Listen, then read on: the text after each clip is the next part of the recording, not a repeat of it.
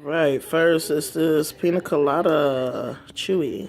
Right, down the hatch it's going.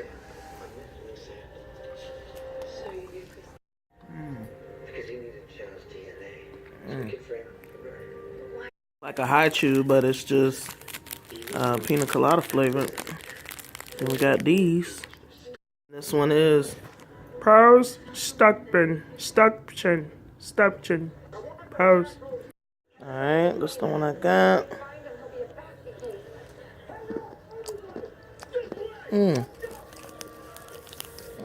It's like a fizzy candy meets sweet tarts. Delicious as fuck.